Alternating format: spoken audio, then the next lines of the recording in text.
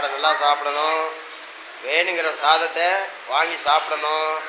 அதிகமாக வாங்கிட்டு சாதத்தை கீழே கொட்டக்கூடாது. என்ன எவ்வளோ பேர் சாப்பாடு இந்த சாப்பாடு கூட இல்லாமல் இருக்காங்களா இல்லையா?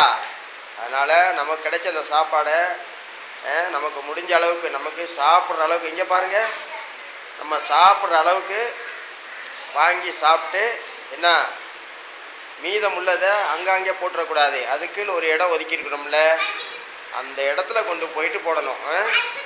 பார்த்தீங்களா, உங்களுக்காக மதிய உணவு எவ்வளோ அழகாக அமைச்சு கொடுத்து நீங்கள் சாப்பிட்ற அளவுக்கு முட்டை, என்ன பயிர் வகை, கடலை வகை, கீரை வகை எல்லாம் போட்டு உங்களுக்கு சாப்பிட்றதுக்குன்னு இப்படி ஒரு கட்டடம், என்ன பாருங்கள், காற்றோட்டமாக இருக்கிறதுக்கு ஜன்னல், மின் விசிறி, உங்களுக்கு இவ்வளோ இதாக செஞ்சுருக்காங்க.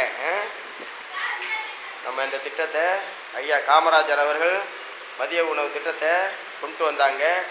அந்த திட்டம் இன்னைக்கு இந்த அளவுக்கு விரிவடைஞ்சு இந்த அளவுக்கு என்ன செய்கிறோம், நல்லா சிறப்பாக செஞ்சுக்கிட்டு இருக்காங்கல்ல.